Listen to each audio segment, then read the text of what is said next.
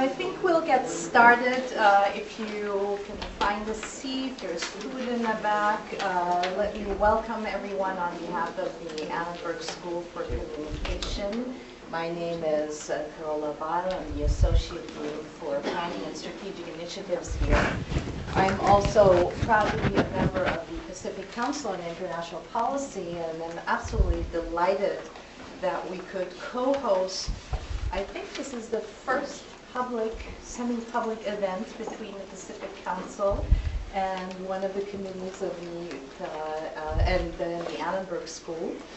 And we are especially delighted to have both a distinguished member of our own faculty joining us for the program, as well as our guest from far away, the East Coast. And so let me just briefly introduce our moderator for today, Professor Michael Parks. Michael Parks has had a long and distinguished record, both as a journalist and as a world traveler, I must say. It is very difficult to keep up with Michael. He is either in South Africa or in Ekaterinenburg or down under in Queensland, or I forgot which other places you've been to, and that was just in the last 4 weeks. So it seems to be we have someone here who has impeccable credentials in thinking about global issues. He spent many years as the editor of the Los Angeles Times. He also has been the head of foreign bureaus for the LA Times, and foreign correspondent in Beijing and Moscow, various other places, South Africa, for the work that he had done on reporting on South Africa, won him a Pulitzer Prize. Under his leadership at the LA Times, he garnered at least 4 more Pulitzer Prizes while there. And I should say that Michael also has a very strong and abiding interest in peace journalism. And I think this is one place where he connects particularly well with the work of the International Center on Transitional Justice and our featured speaker, Paul van Zyl. I will let Professor Parks introduce our speaker, but thank you again on behalf of all of us here, and look forward to a great discussion. Thank you. Thank you very much for that was really too much. But I'm delighted to be here because, as Dr. Zyl said, I was a correspondent in Johannesburg during the struggle against apartheid in the 1980s. And as I was telling someone earlier, I've given a son to the cause in the sense that he went back to university in Cape Town and stayed, adopted South African nationality, and he has all our grandchildren. So it's kind of a family commitment to this. Paul van Zyl had a unique opportunity when apartheid ended in South Africa and majority rule came. There was a huge problem left. What to do about all the injuries, all the harm, all the suffering that people had gone through. Whites as well as blacks. What to do about the guilt? Were there going to be war crimes trials? What was the country going to do? How to proceed, and what would be the goal? South Africa, to the surprise of many outside, but not to those of us who had gotten to know the people of South Africa, shows a different path. It shows a path of reconciliation. And Paul, as he described himself, as a brash young law school graduate, having worked on writing the law, then said to Archbishop Tutu, you need somebody to run this. I've got a few ideas. And Desmond, our bishop, as it is in the Anglican liturgy, said, "Tell me," and he hired him. I was fascinated. How do you get a job like that? You know, I'm kind of speaking to the students who are kind of around the wall. We have seats at the table. How do you get a job like that? And Paul said, "Well, I asked." Well, yeah, he's done a bit more than that. So we have to kind of take it back to the students. How do you get a job like that? Well, you work on the law and then you ask. Put your head above the horizon. Yeah. You get shot at. Well, exactly, because this was not a foregone conclusion that it would succeed.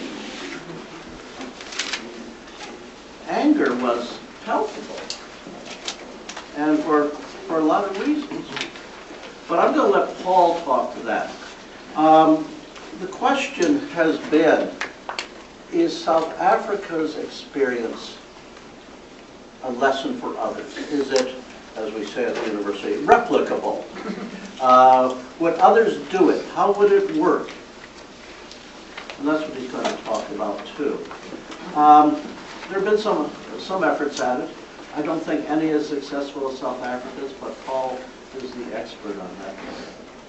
So there's now a center, an international center for transitional justice, kind of growing out of these efforts. And Paul is now at NYU's law school as well. And so I'm just going to get out of the way. Paul, we're delighted to have you here.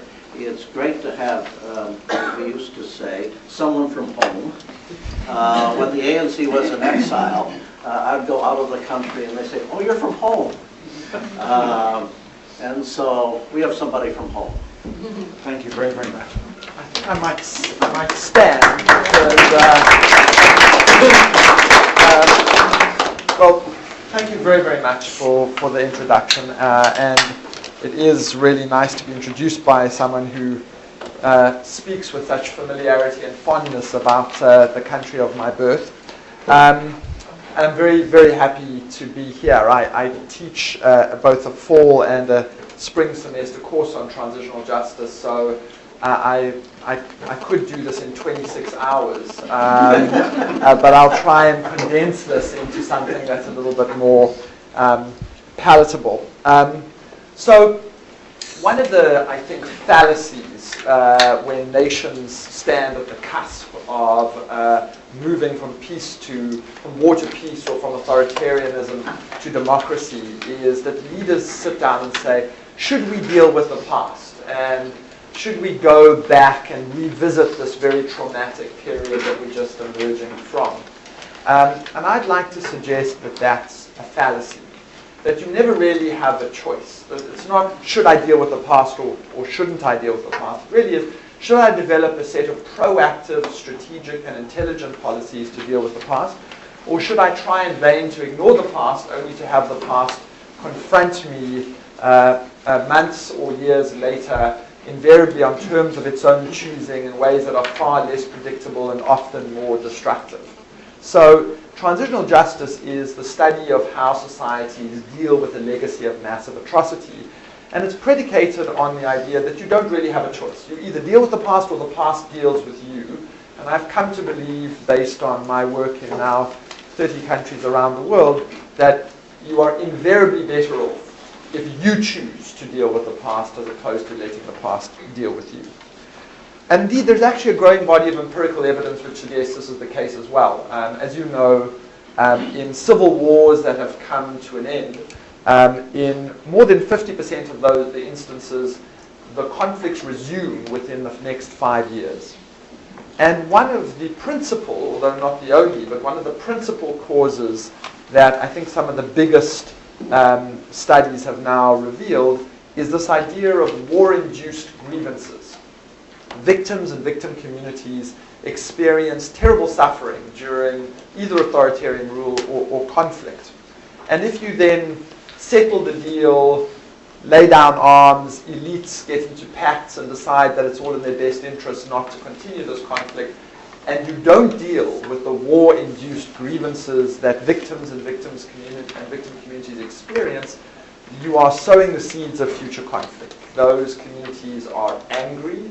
They resort to private acts of vengeance. They are fantastic recruiting fodder for nationalist politicians who prey on their fears and say to them, come with me, you know, the Serbs killed you at this period of time. Now if you follow my particular vision, we'll never be victims again. And invariably those people are incredibly exploitative ethnic entrepreneurs who divide societies. So if you deal with war-induced grievances, you have a much better chance of laying the foundations for a more secure peace. Now, transitional justice encompasses 5 different strategies: prosecuting people responsible for the worst crimes, establishing truth commissions or truth-seeking bodies to give victims a voice and establish a credible and official record of the conflicts of the past, offering reparation to victims, making sure that you make them whole again and address the real consequences of human rights abuse in their lives, trying to reform abusive institutions. It's not good enough just to punish perpetrators, give victims a voice, give them compensation, and then leave the abusive institutions that contributed to the conflict fundamentally intact and unreformed. And then hopefully, if you've done all 4 of those, try and create a genuine form of reconciliation. And I hasten to add that I think the reconciliation that everybody in this room would embrace would be a kind of reconciliation that isn't the version that the Latin American generals wanted as they were ready to pass out of office, which is forgive and forget. Let's not, deal with that awkward and difficult and embarrassing period in our past. Let's just look to the future. The reconciliation I would suggest we want to embrace is what Archbishop Tutu calls, which is soul-searching, painful, difficult, looking back and openly confronting what happened, with the goal to moving forward, with the goal to healing wounds, not to be continually divisive, but a form of reconciliation which is premised on reckoning with the past as opposed to a form of state-sanctioned amnesia. So if you start for a moment just thinking about trials, I think many of our instincts are to say when you have the world's worst criminals responsible, not just for a dozen deaths, but for tens, if not hundreds of thousands of deaths, if you have the opportunity to hold them to account and to prosecute them and punish them for their crimes, you should do so. And there's a long and very respectable tradition from the Nuremberg trials, before then, but certainly from the Nuremberg trials onwards, of insisting that dealing with past atrocity should encompass and involve some measure of criminal accountability. And I think that that's very important.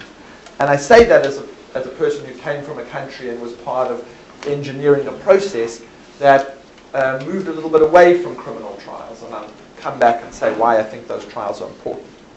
But having said that those trials are important, they are, in my view, necessary but insufficient. And they're necessary and insufficient for a number of reasons, but just for our purposes, I would say they're necessary and insufficient because they only ever deal with a tiny fraction of the total number of perpetrators. When you have tens of thousands of people responsible for crimes, you can only prosecute a small fraction of 1% of the total number of perpetrators. There is no example anywhere in human history following mass atrocity where we have successfully prosecuted and punished in a fair way large numbers of perpetrators. And that's because criminal justice systems are designed for societies in which the violation of the law is the exception and not the rule. When the violation of the law becomes the rule and not the exception, as is the case in instances of mass atrocity, criminal justice systems just don't cope. The criminal justice systems in decent societies are designed to be slow, resource-intensive, and deliberative, because we place a premium on depriving people of their liberty. We want to make sure that people are guilty beyond reasonable doubt. Now, that's a pretty high standard, and that's because in civilized societies, we would rather let 99 guilty people go free than one innocent person go to prison. And because these systems are so labor-intensive and so deliberative, when you have tens of thousands of perpetrators, they just don't cope. So if you start dealing with the past by prosecuting people, it's important, it's symbolic, it reaffirms the rule of law, it may have some deterrent effect, it may be very important in terms of norm conveyance, it may say what happened in the past was unacceptable, and we demonstrate that's unacceptable by punishing those people who are most responsible. You draw a line and say, that was uncivilized behavior, this is civilized behavior. So trials are very important, but you only get a small fraction of the total number of perpetrators. And that means lots of bad people are almost by definition unpunished, and tens of thousands of victims don't see their own case being played out in court. And that means that those trials that you do establish are highly symbolic. They, in a sense, stand in for all the justice, in the criminal sense, that you're going to get. And if they're highly symbolic, you have to be very, very careful about how you run them, who you target, and who you choose to prosecute, because they become these enormous morality plays that the society watches and sees the only justice that you're going to get. And so I would suggest that there are a couple of implications of that. Firstly, inherent in these endeavors should be a very deliberate and strategic outreach and communication strategy. And there are a disproportionate number of people who are in the media world in this room. And I think that lawyers and judges kid themselves. They say, well, what we really are is a judicial process. We get the perpetrators in, we prosecute people, we have a few witnesses, and our real job is to make sure that this person is either guilty or innocent, and if they're guilty, convict them and appropriately punish them. And all that other stuff about getting it out into the public domain and reaching out to citizens so that they understand that that's secondary, fluffy. Maybe we'll appoint a court spokesperson who will from time to time give people an account of what's occurring. And I think that got it fundamentally wrong. What these trials are about is it's the forum in which a small number of very bad people are held to account. And therefore, the largest number of people in the society should see these trials, should debate these trials, should talk about them, should understand the context, the materials and the evidence should be made available to them in an accessible way. It's an educative, a dialogic process, much more, in my view, than a legal process. And we neglect the communicative dimension of these trials to our peril. And we see that with the international tribunals in Rwanda and former Yugoslavia. They occur in other countries, and everybody thinks, well, because it's occurring in a courtroom in The Hague and in Arusha and Tanzania, it is therefore getting to the people of Rwanda and the former Yugoslavia. Not so. And what's worse, it not only doesn't get to them, the trials are conveyed to those people very often by nationalist newspapers and by media outlets who make heroes out of the perpetrators. And one of the things about these trials is because they have to give very bad people due process, you give them a platform. And if you see Slobodan Milosevic before he died, was a master at manipulating the ICTY. And Radovan Karadzic is doing it right now, this very second. He's not arriving, he's playing with the court, and he's turning himself into the martyr and the victim rather than the person who should be appropriately sanctioned. Another consequence of this is how we select perpetrators. I think it has become fashionable to select the people who are the political leaders at the very apex of the pyramid of criminal responsibility and target those. If you can only prosecute 30 people, then you really want to go for the really bad people right at the top. And I'm not sure that's the right approach either. I think that what we have to do is prosecute people at the highest level, a handful of them, some people at the middle level who were the generals who organized the killings and provided the logistics, and then some people at the bottom who were the trigger pullers and who actually did it. And I say that for two reasons. The first is, it's not clear to me that if you ask a victim who they think ought to pay the highest price, it's always clear to them that the person at the very top who has no blood on their hands, who was the intellectual author and the architect, is the most culpable. Sometimes victims say, the person who killed my son is the most culpable. The person who raped my wife is the most culpable. And I think if these trials are symbolic, you don't just want to go for the top people, you also want to say that the people who did the raping and the killing are also potentially targets of international justice. And that's true for a second legal reason. Ever since Nuremberg, we've said just following orders is no excuse.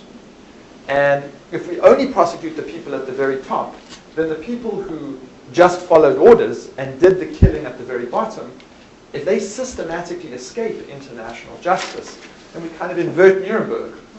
We don't do it in legal terms, but none of these people are ever held accountable. And the final thing I'd say about these trials is particularly those trials which occur in country, like in Sierra Leone or in East Timor or in Kosovo, where the international community provides assistance in the form of resources and expertise. You want to make sure that those trials are not spaceships. They don't come down from the United Nations, they run for 5 years, and then they fire off on a rocket and go back to where they came from and leave nothing behind. You want to make sure that you run those trials in a way that they leave behind a legacy. Train a generation of prosecutors, investigators, jurists, stenographers, leave behind buildings that can be used, so that our investment as the international community in pursuing justice is not just, we'll help you prosecute those 12 people and then you're on your own.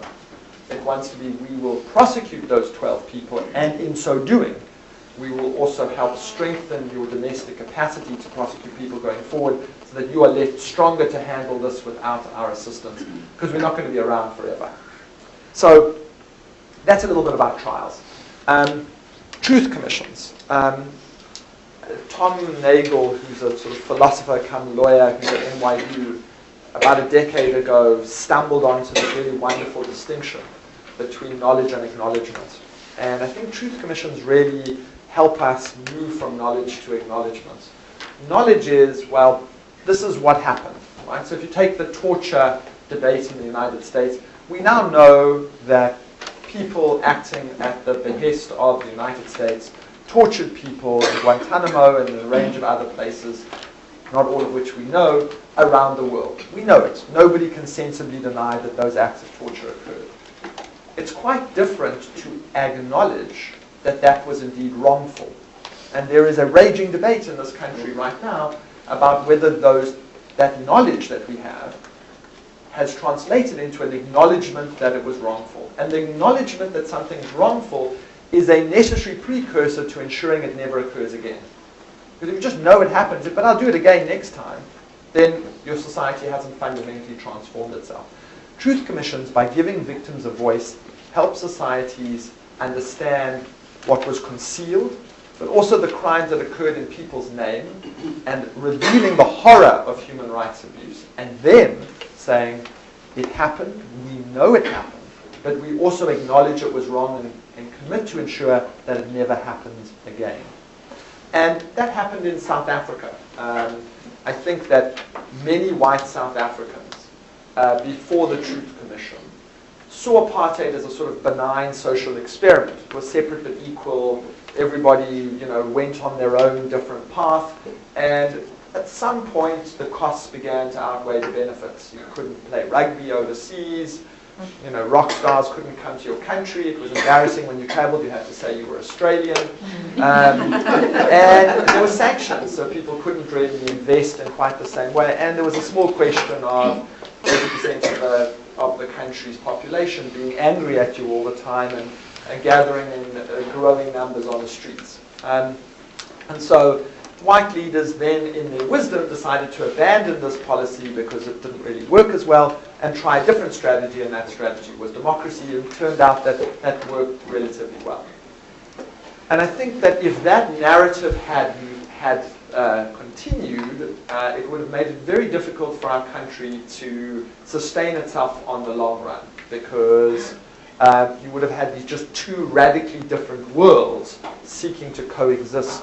And so the Truth Commission gave a venue for 24,000 victims to tell their stories and have their testimony acknowledged. And once you've heard the story of a woman testify about her son's disappearance, once you've heard a man talk about the torture that he endured. And once you've heard somebody talk about sexual violence during interrogations, you will have a very different view about what torture is and whether it's a moral and permissible strategy. And you also have a very different view about the nature of apartheid, because the violence, the economic exploitation, and the degradation, which was at the core of apartheid, which was made invisible to whites, then came out in a very, very graphic and undeniable form. And Mike Ignatieff had this wonderful quote about truth commissions. He, if all things go according to plan, will likely be the next Prime Minister of Canada, but before that was a political theorist up at Harvard. And he said, truth commissions never uncover the truth. All they do is narrow the range of permissible lies. And I think what the Truth Commission did in South Africa is, for 3 years, 24,000 people testified day in, day after day after day, front page of every newspaper, on the 8 o'clock news broadcasts. And at the end of that, it was very difficult. It was impossible. If you did deny it, then you were like a flat earther. You know, you couldn't reasonably and permissibly deny that the security forces of the country tortured, killed, and disappeared political opponents, and did so at the behest and authorization of the top levels of political leaders.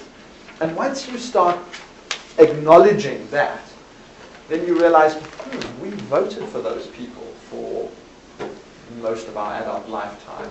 The lines that people like to draw, the sort of walls of denial that people like to draw between themselves and terrible human rights abuse, start to slowly erode. And that becomes very important, because the project of the New South Africa is to not just create a democracy, but create a democracy in which the bottom quartile of our society still lives in conditions of abject poverty. It has to be a society which addresses their needs. And if whites acknowledge that apartheid was fundamentally wrong, then it becomes more difficult for them to resist the idea that there has to be some reallocation of resources, and those people are morally entitled to some degree of recompense. If you think that apartheid was a bold and imaginative but failed social experiment, you really have nothing to apologize for and nothing to repair. And so I think that the Truth Commission was important in that regard.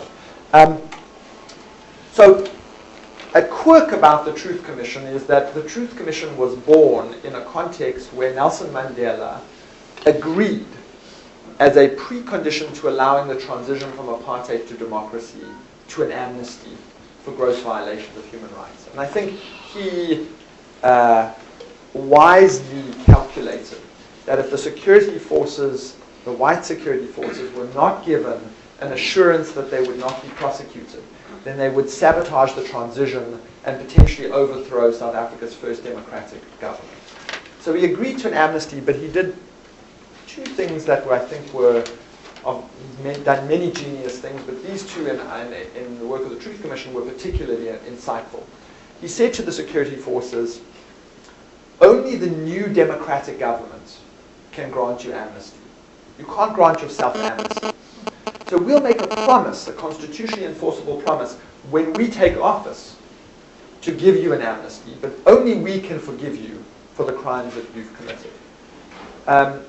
And that did two things. One is it was morally and legally right, but secondly, it gave the security forces an incentive to make the transition occur well, because if the transition occurred well, then they would get the amnesty. So it aligned incentives in the right way as well. So then Dalla Omar, our first post-apartheid Minister of Justice, arrived at his office, first week of work after the elections, and in his inbox, figuratively there sat, you have to preside over an amnesty and pass a law giving amnesty to people who've committed the most heinous crimes. It's a kind of tough thing if you're a leading anti-apartheid political advocate and a person who'd been imprisoned yourself. Now you have to help draft a law to give people who've committed terrible crimes, let them get away literally with murder. And so the Truth Commission was born in an attempt to restore the moral equilibrium. It was an attempt to say, we start the New South Africa with a promise to grant amnesty. And that deals with the needs and interests of perpetrators. we have to balance that with an initiative that deals with the needs and interests of victims, or else it's going to be morally asymmetrical. And so the Truth Commission was established by blending together an amnesty process for perpetrators and an opportunity for victims to tell their stories. And we insisted that the amnesty process not occur behind closed doors and smoke-filled rooms where everybody slaps each other on the back and says, well, who did you murder? Thank you very much for telling me you've got an amnesty. It had to be public, it was televised, and victims and their lawyers had the opportunity to cross-examine the perpetrators to make sure that they were making full disclosure. And if they didn't make full disclosure by a certain point, there was a cut-off date, they could be prosecuted. So they sat there with this carrot of amnesty, the stick of prosecution, and had to make these calculations about whether they would come forward. And it turned out that 7,700 people did make that calculation and did decide to come forward. And as a result of those revelations, we discovered the inner workings of the apartheid security forces, and we also discovered some of the worst crimes committed by the liberation movements, or in the names of the liberation movements. I'll tell you one very quick story of a person who appeared. She was a woman called Catherine Milangeni. Catherine's son was Becky Milangeni. And Catherine was a 65-year-old woman who had spent most of her life working as a domestic worker in white people's homes. And she had saved up money to send her son Becky, who was always just unusually smart. He was sort of pick up books and read them quickly.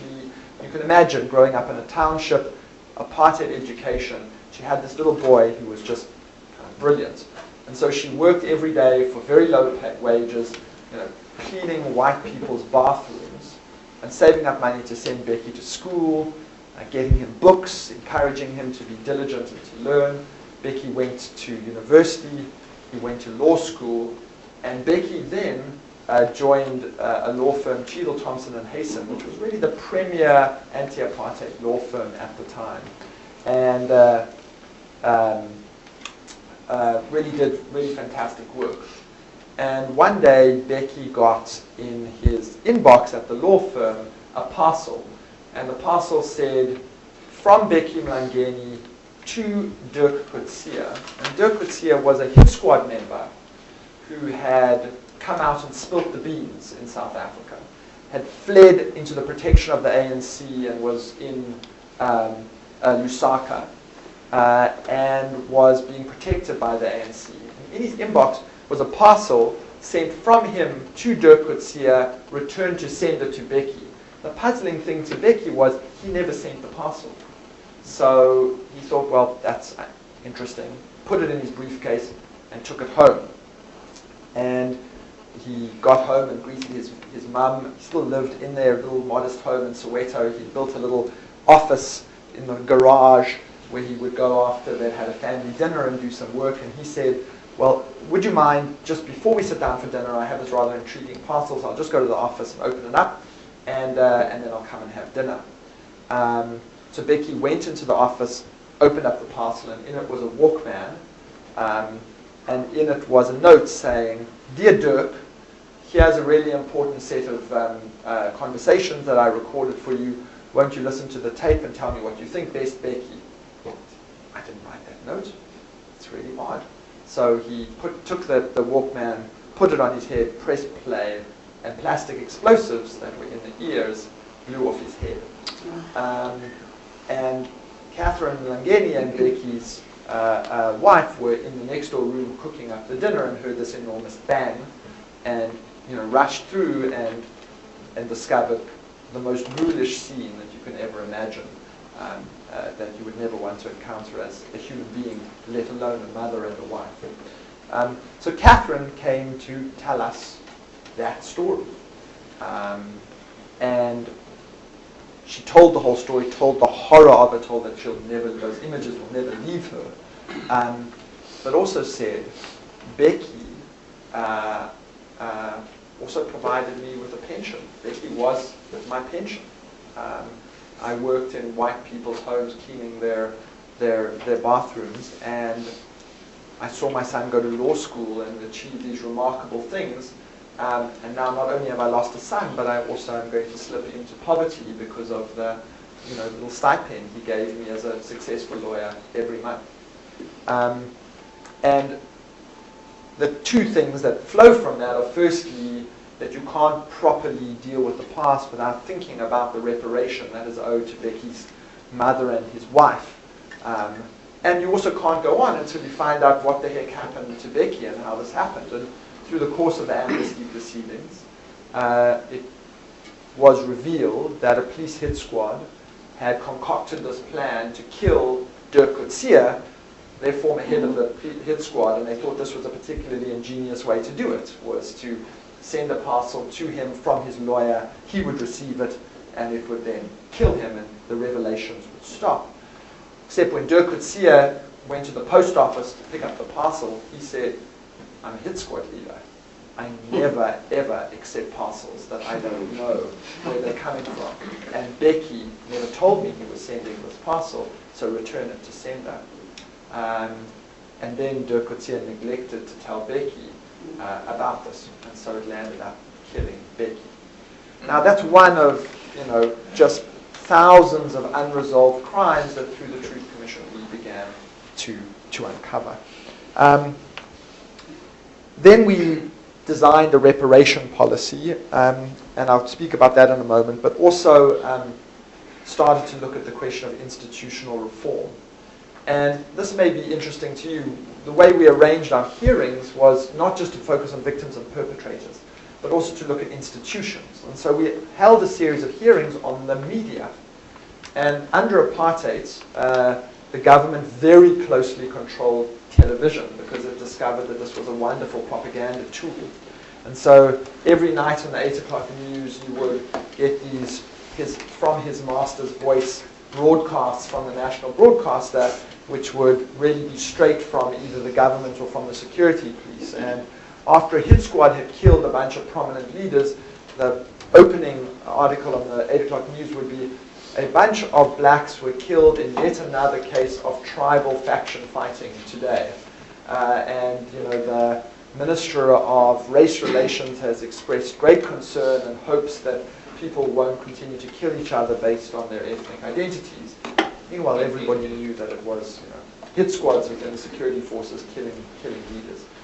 So we were able to both showcase this terrible allegation of professional responsibility that journalists were responsible for under apartheid, but also make a series of recommendations to ensure that the public broadcaster in a new South Africa never became his master's voice again, and how you control its board, how you supervise its editorial content, what kind of code of conducts you have to have for journalists.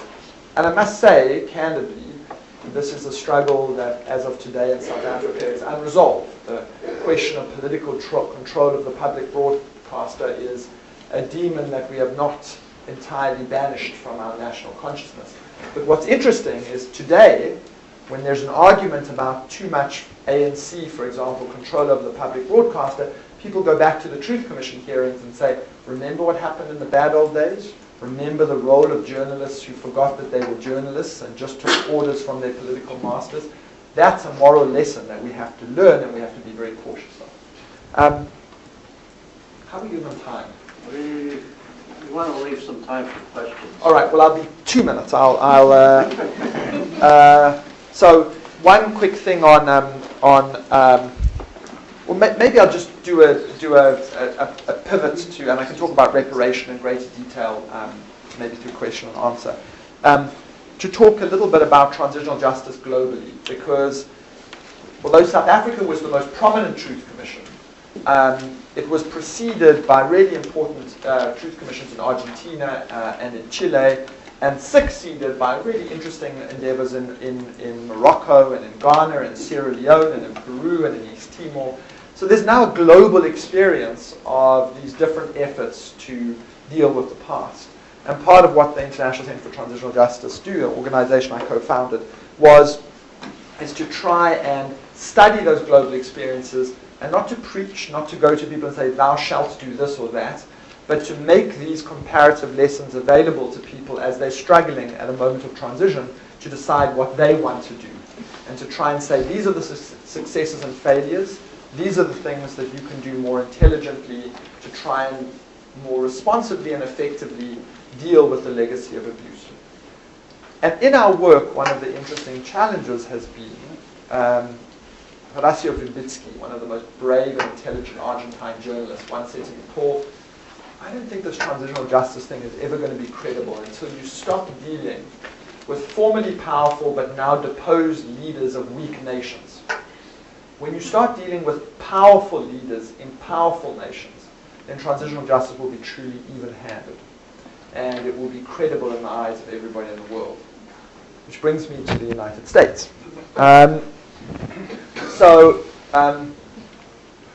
Through my work, I've come to believe that you never have to authorize torture. You never have to tell people to torture. You only have to do 4 things. Firstly, you have to detain people and deny them their habeas corpus rights. Don't let them see doctors, don't let them see lawyers, don't let them see anybody. Secondly, you have to dehumanize those people. You have to say that those people pose an existential threat to us. And if they're of a different ethnic group or a religious group, it helps. It's easier to dehumanize that group.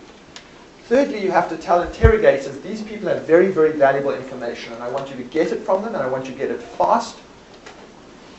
And fourthly, when credible allegations of torture start emerging or mistreatment, you have to ensure that nobody's held accountable. Deny that it's happening, and make sure that you never punish anybody. And if the pressure gets too great, then punish a few bad apples. But never punish the people higher up in the echelons.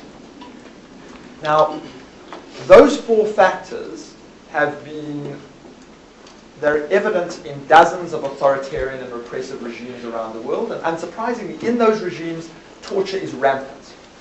And I'm afraid to say those 4 features are also prevalent in Afghanistan, in Iraq, and in Guantanamo Bay. Now, usually political leaders who want there to be torture never admit to torture. They want to, because torture is primitive, it's medieval, it's immoral, it's criminal. So you always erect a wall of denial. You create the conditions for torture to happen, but you never, you allow yourself to plausibly deny that you've authorized it, because it's a terrible practice. So P.W. Botha in South Africa, Alberto Fujimori in Peru, Augusto Pinochet in Chile, they all said torture is terrible and repugnant. Their regimes were terribly responsible for it, but they always put a distance between themselves and torture. And so what's different between those people and Dick Cheney is that Dick Cheney has actually authorized torture. He gets onto public television and the Sunday morning talk shows and said, we authorize waterboarding and other forms of enhanced interrogation. And we did it. It's defensible. We'll do it again. And anybody who wants to stop that is making America less safe. So Dick Cheney has authorized torture in ways that would make dictators blush. And I think it's very important that the torture debate in this country has been infected by the specter of a ticking nuclear bomb in Times Square. And everybody says, that's why you have to torture. And let me conclude by suggesting why that is a very misleading way of thinking about it, and we shouldn't allow that scaremongering to muddy the waters. The first thing is that evidence obtained by torture is unreliable. And don't take my word for it, ask the FBI. Almost all experienced interrogators will say you get more reliable, actionable intelligence from people using lawful interrogation techniques than from torture. And Colin Powell repeated a falsehood extracted under torture before the UN Security Council as a justification for going to war in Iraq. So the dangers of extracting unreliable information from torture are enormous, and you can get the information you need almost always by lawful methods. Secondly, once you start saying, there's a ticking time bomb out there, we can torture, why stop at that? If you get a murder suspect who comes in and says, well, this person may murder again, surely nobody can object to me torturing him in order to prove that he murdered, because if I let him out, he's going to murder again.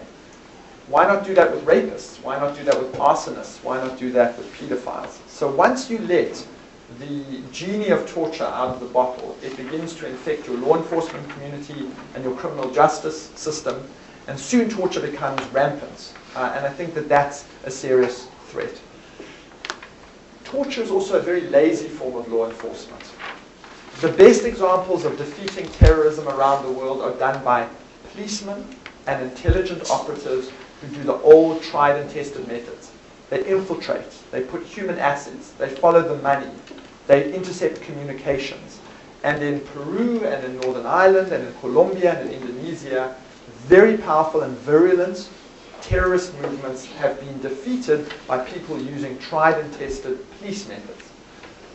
And finally, the problem with torture is once you extract information from under torture, from people who may or may not be guilty, you can't use that evidence in a civilized legal system because it's inadmissible.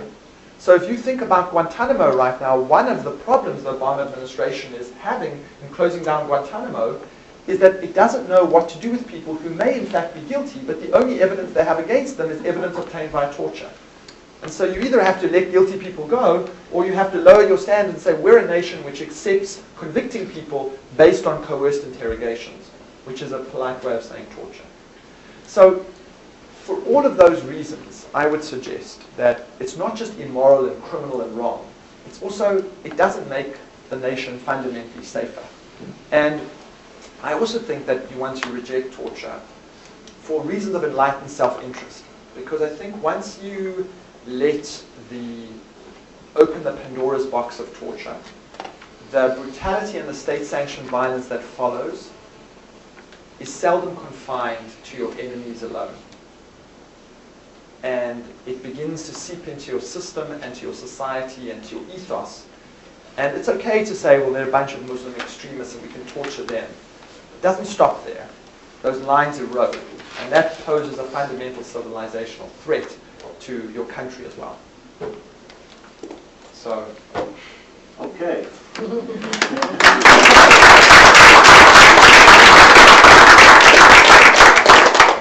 Yeah, why don't you start? Thank you, Darius Udris.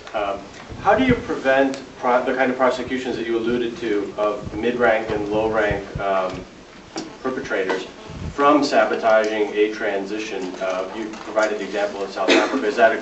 Do you think that was a good way, or do you have something else in mind when you say that the mid and low-level perpetrators ought to be prosecuted by trials, some selection thereof at least? How do you limit that, and how do you prevent it from opening a box whereby many of them would feel threatened and perhaps sabotage a transition? right. Well, in fact, this is precisely what happened in Argentina.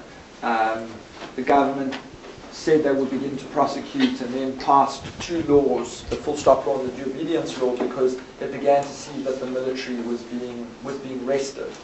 And I think that the key in this is to say, on the one hand, we have an imperative, both morally and mandated by international law, to hold people accountable for these terrible crimes. And on the other hand, at moments of tremendous fragility, when you're trying to secure embryonic democracies, you don't want to be imprudent. You want to make sure that the equally compelling moral value of securing democracy and peace is weighed against the justice imperative. And I think the good case studies are ones in which you don't trade those off in a zero-sum way. In other words, in which you say, well, I'm going to have peace, so I'm going to completely deny the justice imperative. And you can do it in a number of ways. You can sequence it, so you can say, well, I'm not going to grant you amnesty, but I'm not going to start trials for the next 5 years. And I'm going to do a truth commission first, and I'm going to gather evidence. Now, security forces can still be restive then, but they're not as restive as when you're beginning to wake them up at 3 o'clock in the morning in bed and starting to place them starting to prosecute them. So they're good examples where what transitional governments have done is said, we're not going to grant amnesty, but we're not going to immediately embark on justice. But who in the world would be forthcoming knowing that trials may await? You don't, in those circumstances, perpetrators don't have an incentive to come forward, as they did in South Africa. But in fact, South Africa is a real outlier there. There are no other comparable examples anywhere in the world with perhaps the exception of East Timor and Colombia, and those are slightly different, of where large numbers of perpetrators have come forward and confessed. Most perpetrators don't come forward and confess. And even, in Indonesia, the government wanted to establish a South African-style truth commission. And I sat down with the president and I said to him, don't do it, Mr. President, it won't work. Because the security forces, if you establish the South African-style truth commission, have to fear a credible threat of prosecution. They've got to feel that that stick is hanging above them, which incentivizes them, because very few perpetrators have a moral crisis of conscience. That, well, I feel terrible of what I've done, and therefore I want to come forward. They do it because they fear that they're going to go to jail. Well, in Indonesia, members of the military don't fear prosecution at all because they're in the highest ranking rungs of the government and are embedded into the upper echelons of the Indonesian elite. So if you offer a South African-style truth commission in Indonesia, the military are not going to come forward. And so you'll expose the structural impunity you have in the country. But you also will, the only people who will come forward are those tiny fraction of people who have fallen out of favor and are in fact being targeted and are dispensable. And then they won't be held accountable either. So you will get very little justice and very little truth. So it's a long way of saying what you want to do when you have the transition is you want to establish what the balance of forces is. How powerful are the security forces? How much real threat do they really pose? And how much can we afford to concede? And in the South African context, we have to concede almost everything. In Colombia, they've said, well, we'll only concede this. If you come forward, we'll halve your sentence. And because the paramilitaries don't have other good options, they've been coming forward where their sentences have been halved. That wouldn't have worked in South Africa because the security forces were too powerful and they would have said, okay, no deal. So it's about judging your situation very, very carefully and looking at the incentives and disincentives in an intelligent way. Okay. I just have I thought I interviewed a gentleman who had been involved in trials in Eastern Europe. And he was making the point that while you may try an individual in Bosnia, you may reach some justice for that individual, the victims, the people in the communities where the bad action took place, don't feel satisfied. Those who sympathize with the defendant feel that this is victor's justice. Right. And the true victims haven't had their story told. How do you persuade a system like ours, where lawyers are used to trials as the answer to injustice, that there might be more involved? How do you train people? How did you get the legal system in South Africa to shift from the trial sentencing mode to transitional justice and perhaps truth commissions? What switch do you have to throw in their heads? Well, I think it was in part, I mean, the reality is if you take the roughly 200, slightly less countries that are now established in the world, and you say, in what percentage of those countries do you have firmly established legal systems, strong rule of law, and a general acceptance in those societies that the predominant mode of dispute resolution and pursuing justice is through formal processes and courts of law? The vast majority of the countries in the world, this is not how disputes are dealt with. Right? When we go and work in Congo, or in Afghanistan, or East Timor, or Nepal, and you go a little bit outside of the capital, the idea of courts itself is a novelty. So for those group of people, in fact, you have the opposite problem. How do you persuade them that courts are in fact a viable and useful way of tackling these questions, right? And because you may be able to persuade them, but you're not going to bring the resources to lay down those systems, establish the courts, and bring the trained professionals there anytime soon. And so then you have to go through these sort of quasi-judicial processes that deal with it in a slightly different way.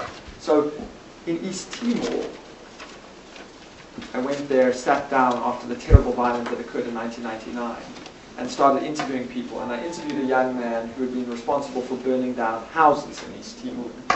And he was back in the community. I said, well, how did you get back into the community? So he said, well, I'm living with my brother in my brother's house. And he said, my brother's house in a very pointed way. I said, well, why aren't you staying in your house? And he said, well, that's because they're teaching class in my house. I said, why are they doing that? He said, well, because I burnt down the local school.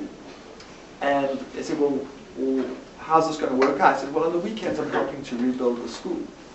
And once I've rebuilt the school, I'll get my house back there, I'll move classes back to the school, and I won't have to live with my brother again. And this is called the Bitibot process. This is how the East Timorese for a generation have resolved these disputes. The traditional elders have mediated. So what we did is designed a truth commission that latched on to the Timorese way of dispute resolution to deal with this terrible paroxysm of violence that occurred in 1999. So it's about using the way societies resolve these disputes in a more structured way and helping people resource that so that they don't have to do it informally. I was just going to ask, since we are here in a school of communication and journalism, whether you could speak a little bit more to the role of media and communication. There's obviously the role of hate press and hate media that we see in countries like Rwanda and so on, but there also is a more challenging role in some ways for the international media. So what do we as communicators, as journalists, what do you see the role in a transitional justice process in both reporting about these kinds of events as they're going on, what are the particular challenges there, as well as if we think about, since we are in Hollywood, the entertainment industry, what responsibility or what hurdles might in fact be created by inappropriate, uninformed, or perhaps the right kind of journalism in that process. Well, I think when you think about the role of Hollywood and the modern media industry, it's always useful to start in the late 1940s with obscure German philosopher Karl Jaspers, who coined this term metaphysical guilt. And metaphysical guilt, according to Jaspers, is the guilt that we should feel when we fail to intervene when other people's rights are being violated. And that sounds like a sort of very German concept. But actually, if you think about that in practice, the Danes during World War II had more metaphysical guilt than any other European nation, and in consequence saved more Jews as a percentage by enormous percentages, right? So if you have more metaphysical guilt, it's not just a fancy concept, it means the difference between life and death. You as a citizen say, there is a person there that a Nazi is about to hunt down, and it is my responsibility, it's not tough luck for them, it's my responsibility to try and protect them. Now, many years later, I think we've done a very good job in modern, privileged, civilized societies in eroding this idea of metaphysical guilt.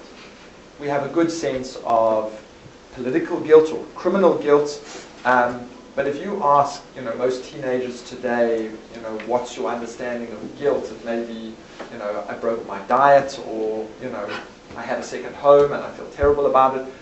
It's not, I feel guilty when other people's rights are being violated and I fail to intervene.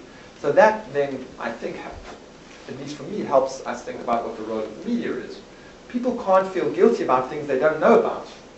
And I'm not using guilty in the bad, finger wagging, sense of the guilt. I'm saying moral responsibility. So I think if the media plays a role in saying, this is the world as it is, these are the bad things that are happening, these are the ways perhaps that the conduct of our governments or other entities of power, potentially corporations, either assist or continue, perpetuate this violation. Because it's not just governments and corporations are all bad. On the contrary, there are lots of good examples where governments and corporations have done good things.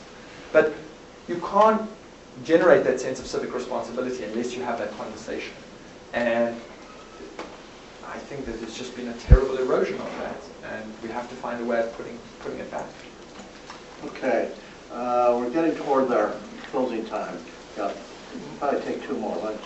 All right, the television program Endgame Operations provided a wonderful prelude and really brought me here today to hear your excellent presentation, and I suppose could provide an excellent postlude. What was your opinion of that production? Have you seen it? Yeah. And they're fairly truthful? Yeah. And the process effective, obviously. I mean, I think one of the amazing things about the South African transition was we were blessed by a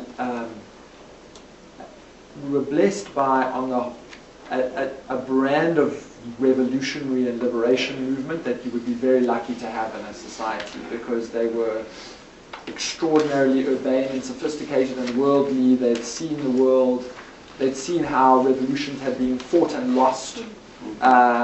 And they understood that, there's this wonderful quote by this Chilean head of the Truth Commission who says that transitions require the courage of foregoing easy righteousness. It's very easy to be the person who says, they were so bad, we should have Nuremberg trials for them, and you're always the one who's being the easily righteous person. And you're leaving it to someone else on the table to say, well, yes, you're right, and I agree with you, and they should, but it's actually not going to work if you go that route, because they have too much power and they have too much influence, and we have to find a way of accommodating them. And then accommodation doesn't mean that you don't focus very heavily in moral and political terms of the wrongs of the past, but you have to bring people along. And so the visa liberation movement spent a lot of time in confidence building with the other side. There was this very famous, you saw it in the film, on the program, of taking a Boeing full of white business leaders to Dakar in Senegal and exposing them to the leaders of the liberation movement. And they came back and they all got off the plane and said, we can do business with these people. They don't have horns and tails. They love their country and they're sensible. And once you have a nation's business leaders come back and say that, the political leaders start having their feet held to the fire. So, but it had the foresight of the ANC not to run around like crazy revolutionaries. They were being sophisticated. They're saying we need to be able to responsibly show these people we can run a country and we're not going to do crazy things.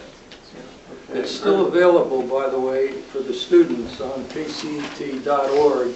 Just click on video and go to Masterpiece Theater, and it's well worth viewing. And it's not going to be rebroadcast until next year, so you've got to pick it up in the next month or so on kct.org. Okay, I've got Erna and Judy. Maybe we can take the two questions. Is there a student who wants to ask a question? Because I'll forego if there's a student who's too shy to raise their hand. We have one. Well, I just wanted to ask about the process of like in the case of South Africa, transitioning a population that has been so deeply disenfranchised that they might not have a history of civic life, and being able to transition that population to increasing their civic life to the point where psychologically something like the Truth and Reconciliation Commission can have its intended effects, getting them involved enough and getting people to get involved with that where there hasn't been a history of civic life. Well, one of the interesting things about our what apartheid did, ironically, is it dehumanized people in a terrible way, but it actually created a very, very robust form of civic life.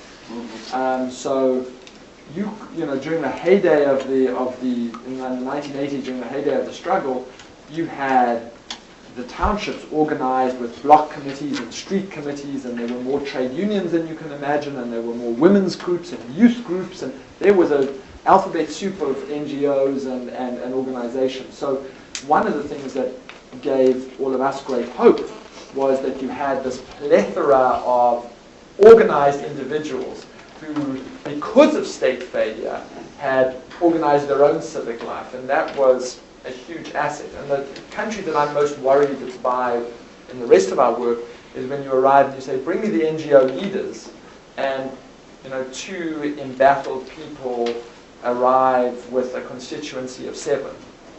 Then you have a problem, because firstly you don't have the intellectual and political creativity to draw on. You also don't have the people, when the transition happens, who can sort of transition into the government and help run it in a sophisticated way. And we were very blessed that we had all the people who were the erstwhile trouble causers and revolutionaries, then moved into government and were kind of sensible and pragmatic and thoughtful in large measure. Okay. I think we've come to an end. Erno, you can ask the question later. Yeah, I'll ask her later. I want to. Okay. So let's, we try to end on time, and so let's thank Paul van Zyl.